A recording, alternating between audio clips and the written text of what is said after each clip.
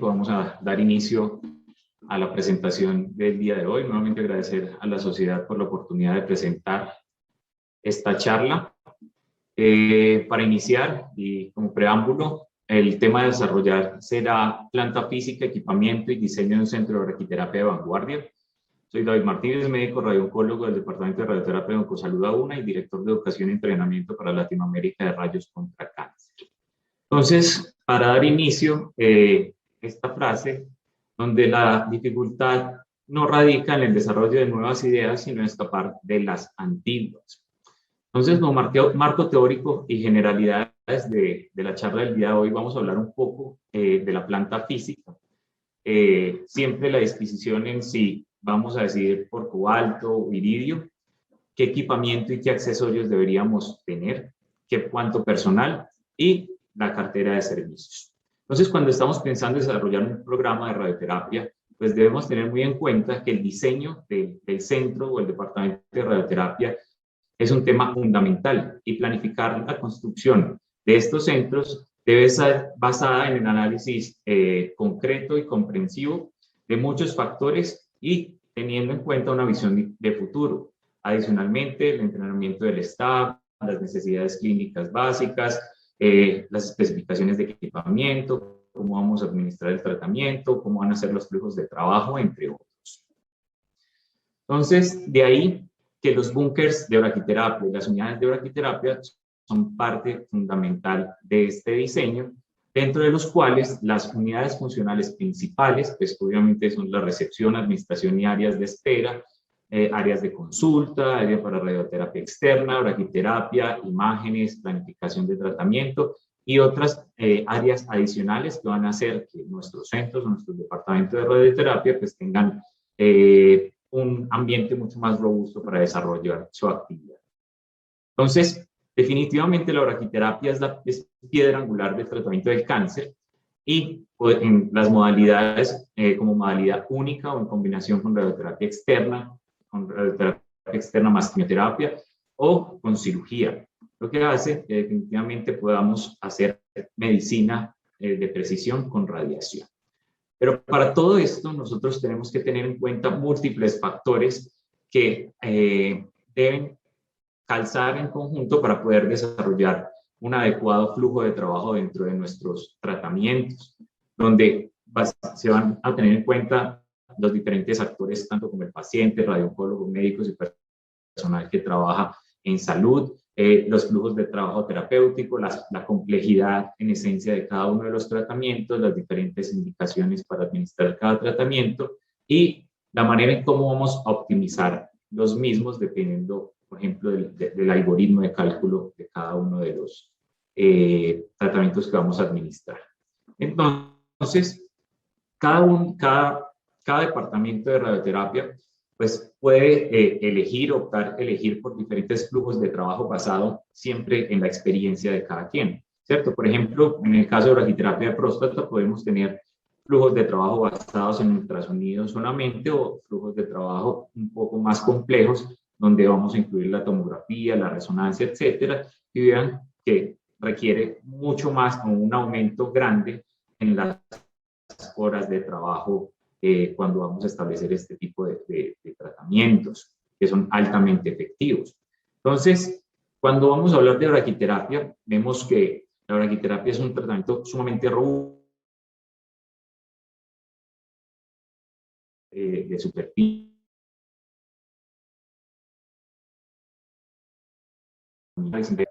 Entonces,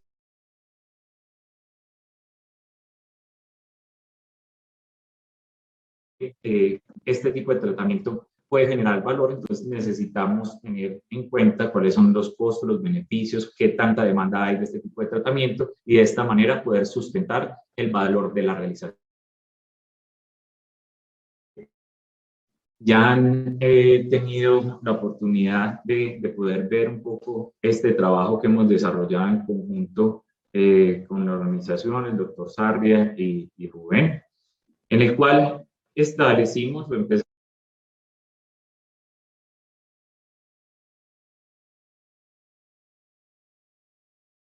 radioterapia.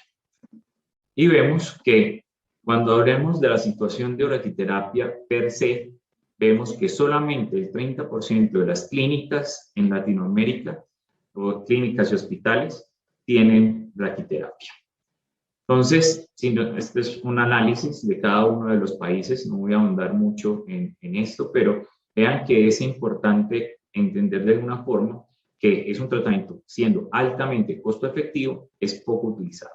Entonces, vemos que si quisiéramos compensar el gap de tratamiento, el gap de recursos o de acceso a braquiterapia a nivel latinoamericano, con el cálculo realizado para el 2020, tenemos un gap de 140%, que si lo proyectamos al 2030, este gap llegaría a casi el 232%. Si los gobiernos y las entidades, etcétera, hicieran la inversión necesaria para poder superar o solventar este gap, recuperaríamos más de 160,000 pacientes y vidas salvadas, que en 10 años podrían retornar en términos económicos más del doble de lo que se invirtió. Entonces, definitivamente, el hecho de no invertir en recuperar este gap en equipamiento, pues definitivamente puede impactar dramáticamente el número de vidas salvadas y recuperadas y obviamente también impactar el reembolso. Cuando hablamos del recurso humano, pues vemos que definitivamente hay un déficit que en este momento y que se ha proyectado a 10 años, ese déficit va a ir aumentando dramáticamente. Sin embargo, cada uno de los países en Latinoamérica pues tiene diferentes necesidades individuales cuando hablamos de radiooncólogos, físicos médicos y tecnólogos en radioterapia. Entonces, de alguna forma, lo más dramático de todo esto también es pensar que muchos de los equipos que tenemos en nuestra región Latinoamérica, pues tienen una obsolescencia ya bastante marcada, con más del 66% del equipamiento con más de 10 años. Y hablando de braquiterapia propiamente, pues vemos que para el caso de alta tasa, pues prepondera el uso de iridio 192 y pocos lugares pues usan cobalto como tal. Ya vamos a hablar un poquito de eso. De ahí, entonces empezamos a entender un poquito cuál era la heterogeneidad en el entrenamiento de los radiooncólogos a nivel latinoamericano. Y vemos que más o menos de los 24 países que tenemos en Latinoamérica, solamente 13 países tienen programas de entrenamiento en radioterapia en 64 centros de entrenamiento. La gran mayoría de estos centros se encuentran en Brasil. Más o menos al año tenemos que se forman o salen al mercado, por decirlo así, 125 radiooncólogos en nuestra región. Y cuando proyectamos, por ejemplo, el uso o la exposición que tienen cada uno de estos residentes a la práctica de la braquiterapia, pues vemos que algunos tienen dentro de su tiempo de formación tan poco tiempo como 2% y otros más o menos un 17% del tiempo que pasan dentro de su formación en braquiterapia. Y la gran mayoría de estos, pues solamente la realiza principalmente en braquiterapia ginecológica.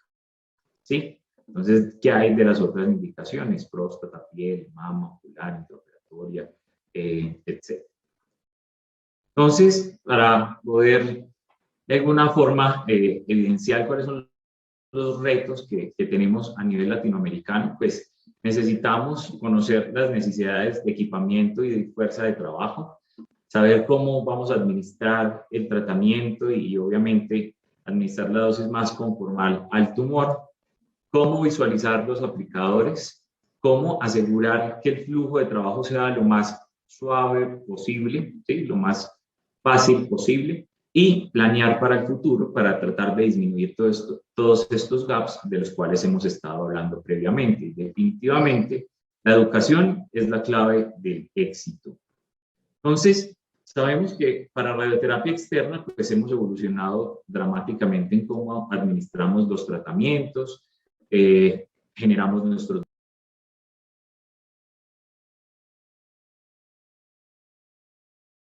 Sin embargo, todos estos márgenes pues van a estar dados por la cáscara de la misma. Entonces, vemos que en el caso de la terapia externa hemos evolucionado bastante.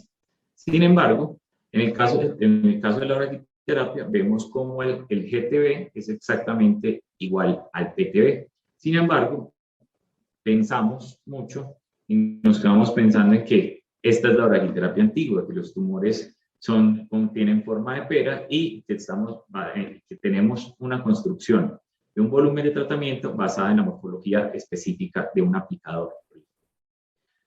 Cuando empezamos a hacer planificaciones en 3D, pues en realidad empezamos a ver, a generar volúmenes, ver exactamente qué es lo que estamos tratando y cómo lo estamos tratando, y adicionalmente a evaluar de manera objetiva las respuestas de cada uno de nuestros tratamientos, permitiéndonos hacer un escalamiento de dosis con seguridad. Entonces, la braquiterapia moderna es basada en imágenes y es adaptativa, ¿cierto? Entonces, deberíamos estar por acá. Deberíamos estar por acá, haciendo braquiterapia basada en tomografía de resonancia y con implantes guiados por ultrasonido, entre otros. Entonces, cuando vamos a hablar de los niveles de tecnología en braquiterapia, pues entonces tenemos que tener en cuenta que existen tres momentos importantes dentro de los tratamientos de braquiterapia. Está el implante, está la toma de imágenes y está la planificación y tratamiento. Entonces, cuando tenemos que cada uno de estos momentos del tratamiento de braquiterapia sucede en lugares distintos, pues tenemos centros de braquiterapia de nivel 1, cuando se comparte al menos, cuando se comparten de estos sitios, por ejemplo, un búnker que tiene el implante y el tratamiento en el mismo sitio, pues va a ser de nivel 2. Y cuando tenemos las tres cosas en el mismo sitio, pues vamos a tener un centro de braquiterapia de nivel 3, apuntar todos nosotros hacia el futuro. Entonces, cuando vamos a hablar del área de braquiterapia, pues digamos que los ambientes mínimos que nosotros pues deberíamos tener en el departamento de braquiterapia, pues sería obviamente el búnker donde vamos a tener el afterloader y la aplicación del tratamiento. Aquí una sala de preparación, una sala de procedimientos chica, y ya les voy a explicar para qué nos va a servir un poquito más esto. Al menos 2 posiciones de recuperación, del baño, el cuarto oscuro, la sala de espera, etc.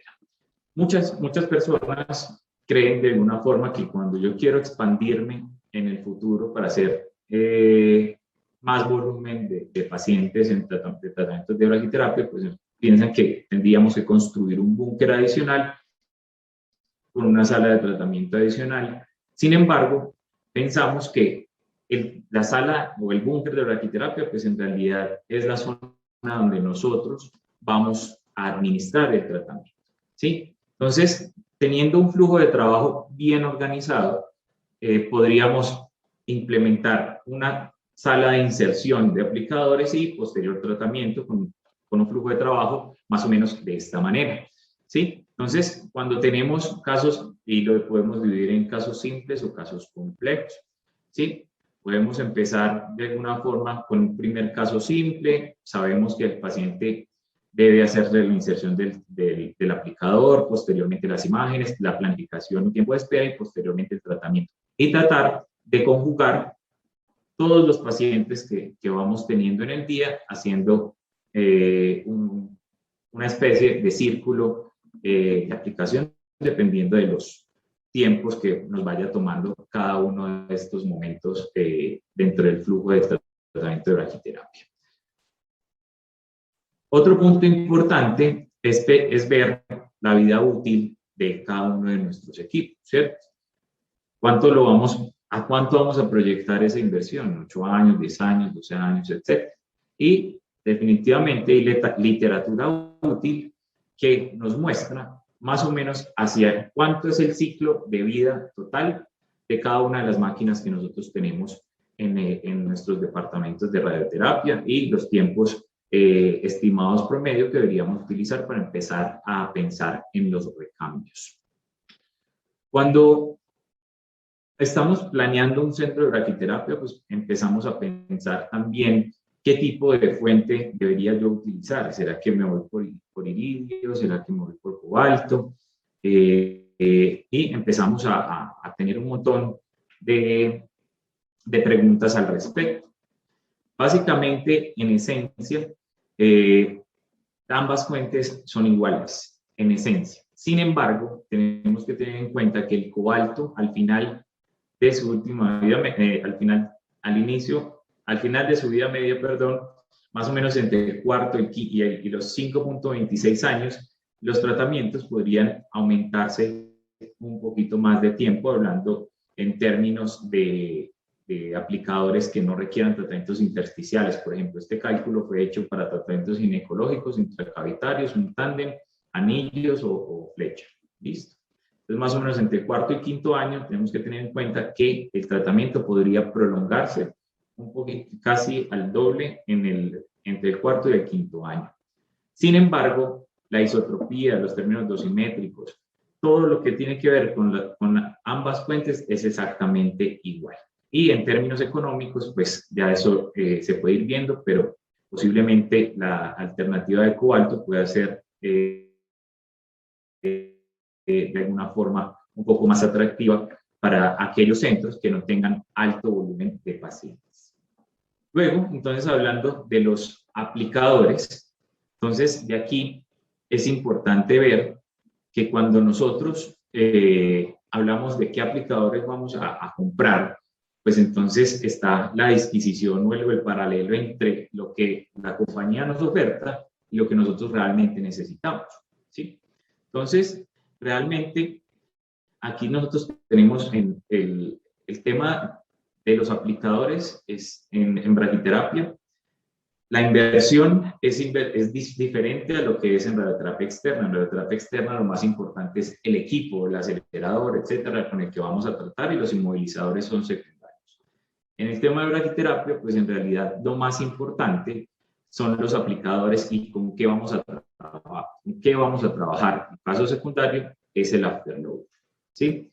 Entonces, tenemos que tener un equilibrio entre lo que nos ofertan y lo que necesitamos y saber cuál va a ser la cartera de servicios que yo quiero ofrecer de mi departamento y qué soy capaz de hacer para poder decir, bueno, qué aplicadores son los que voy a utilizar y cómo me voy a proyectar en el futuro. También es importante ver que los accesorios se venden por separado. En que siempre, ahora con la braquiterapia moderna, el uso de ecógrafo es sumamente importante. El dispositivo para estabilizar el ecógrafo es Stepper, por ejemplo. Los TPS y las máquinas de monitoreo dentro de la búnker de tratamiento.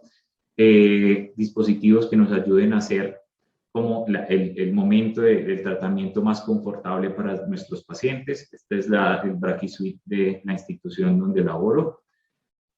También es importante ver que tenemos otras alternativas para poder trabajar nuestros implantes, ¿sí? Y el uso de impresión 3D que se ha desarrollado en nuestro departamento, en este momento liderado por el doctor Rubén del Castillo,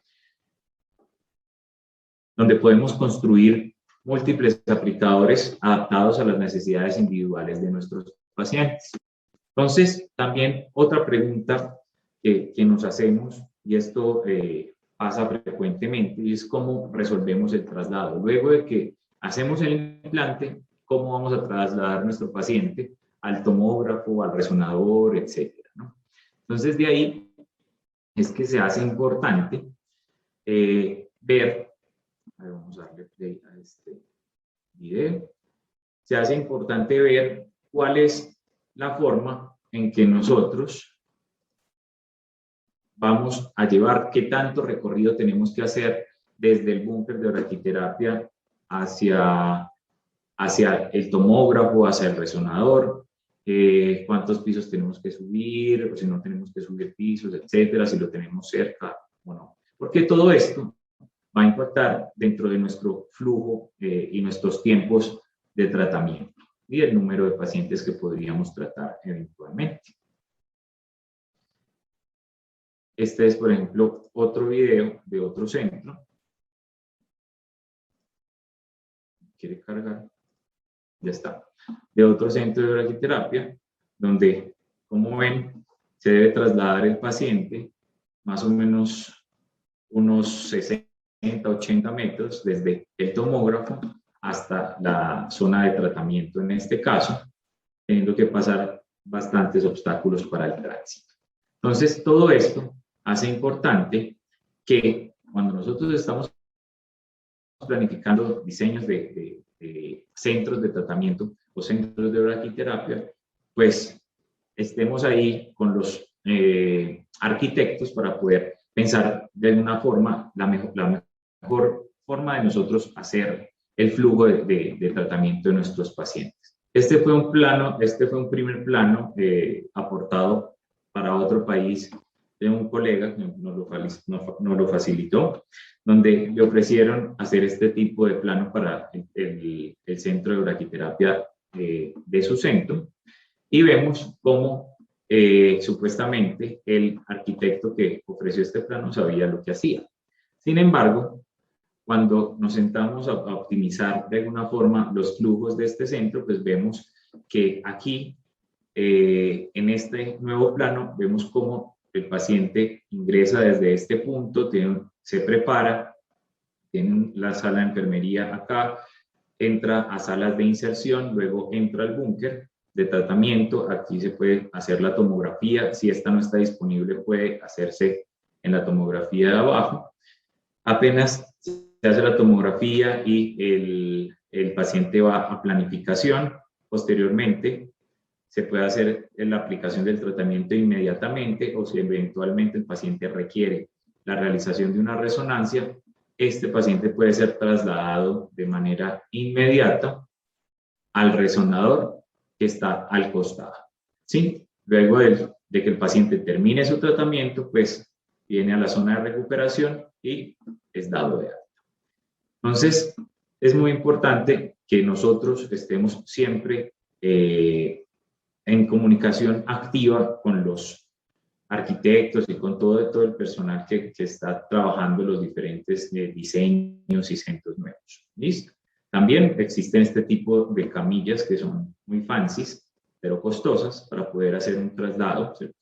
a base de aire, y la camilla flota y se puede trasladar. Este tiene unos rieles que nos pueden ayudar a trasladar el paciente. Sin embargo, también hay maneras más, por decirlo criollas o fáciles, de poder trasladar a los pacientes con tablas de espina larga, con ligas, etcétera, ¿no? Entonces, todos quisiéramos tener dentro de nuestro departamento de braquiterapia, pues, un tomógrafo, rieles, que pudiéramos hacer la tomografía inmediatamente, etcétera. Sin embargo, podemos apuntar esto como hacia futuro. Entonces, también tenemos que tener en cuenta que no todo ocurrirá en braquiterapia, ¿cierto? Hay pacientes o implantes que posiblemente se tengan que hacer dentro del tomógrafo y planificarse dentro del tomógrafo propiamente, no abordajes percutáneos. Otros pacientes que se pueden hacer en salas de procedimientos. Otros pacientes que deben hacerse en quirófano, ¿cierto? Otros pacientes que pueden provenir de salas de endoscopia, como esta braquiterapia de esófago. Otros pacientes que también se hace la inserción bajo guía tomográfica. Entonces vemos cómo tenemos múltiples alternativas para nosotros desarrollar nuestra práctica en braquiterapia, y usualmente pues todos comenzamos con ginecología y de ahí vamos escalando. De aquí, entonces, es importante tener en cuenta que lastimosamente la práctica usual de más dispersión o de la gran mayoría de centros pues solamente es ginecología. Sin embargo, existen múltiples localizaciones en las cuales nosotros podemos hacer un tratamiento de braquiterapia. Esto es un poquito de la casuística de nuestro centro, donde hacemos bolos 3D, próstata, recto, esófago, mama, labios, lengua, nariz, superficial, ginecología, entre otros. Pero de ahí lo más importante es el trabajo en equipo, ¿cierto? Nada nos ganamos teniendo un montón de máquinas y tecnología sin tener un equipo que realmente aporte a todo lo que nosotros estamos haciendo. Entonces, el diseño de un centro de radioterapia pues requiere una planificación cuidadosa, diseño especializado, que obviamente provea radioprotección y no solamente, y que también optimice el flujo de trabajo, que sea eficientemente integrado al diseño general de cada uno de los hospitales, ¿sí?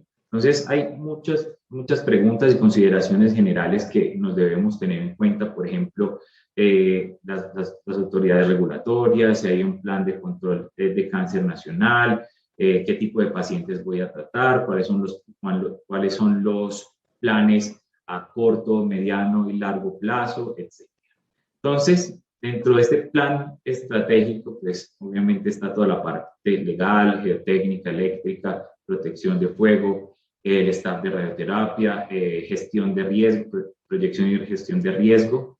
Deberíamos siempre tener el arquitecto, el ingeniero estructural, ingeniero mecánico, geotécnico, eléctrico, radiooncólogo, físico, médico y la parte financiera, que es muy importante para poder tener en cuenta la viabilidad financiera de cada uno de nuestros departamentos. Y quiero mostrarles que cuando vamos a analizar la proyección de riesgos en la planificación de un departamento de radioterapia, pues quiero que vean que el diseño tiene alto impacto, con un riesgo alto de poder dañar dañar de alguna forma cualquier tipo de proyecto, ¿cierto? Entonces la probabilidad de que suceda un trastorno mayor es muy alta si es que no sabemos de alguna forma lo que estamos haciendo. Por eso la planificación es sumamente importante. Entonces, como mensajes para llevar a casa, es importante definir la vida útil de todo, aspirar siempre a un nivel 3 en braquiterapia. En braquiterapia el gasto es inverso a la radioterapia externa, es mayor en aditamentos y accesorios que en el equipo. La compra se define según la cartera de servicios que yo quiera ofrecer.